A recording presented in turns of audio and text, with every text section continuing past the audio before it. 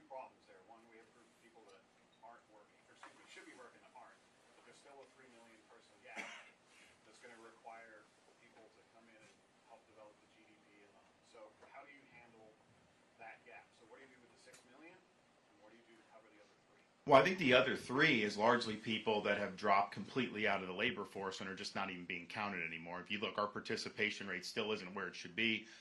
COVID, I mean, look, one of the things I'm going to do, I'm going to bring accountability for what happened during COVID, because what this government did was an absolute disgrace.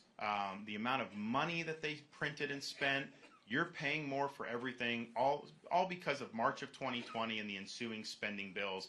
$6 trillion they added to the debt in 1 calendar year. Put that in perspective. It took 210 years for us to get to $6 trillion, and they did it in 1 year. They were paying people not to work. People totally dropped out of the labor force.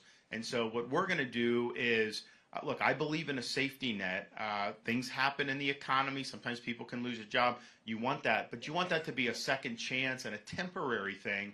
You don't want that to be a way of life. So anyone that's getting benefits that's able-bodied has a responsibility to seek and gain employment. So we're going to do that again.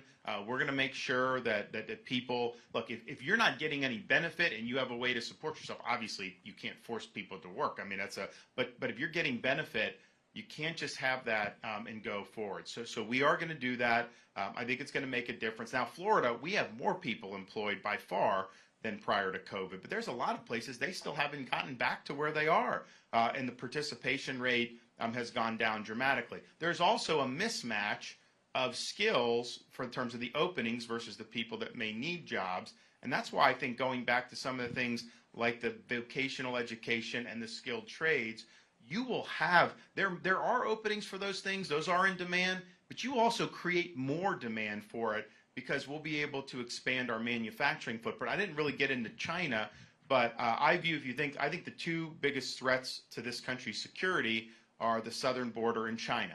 And I think China is the only country that's close to a peer competitor of ours.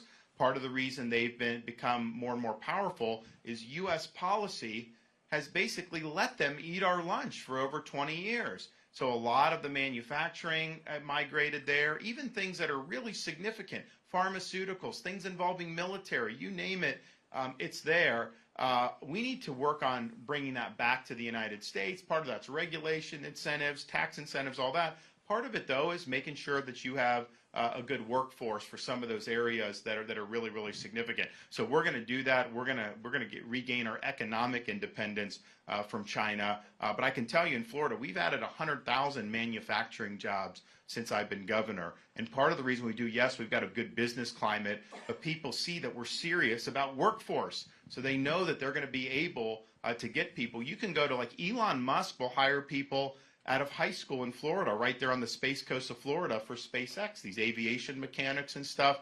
They're making really good money right out of school, and so we're going to do that. But matching the skills to where we need to go, I think, is very, very important.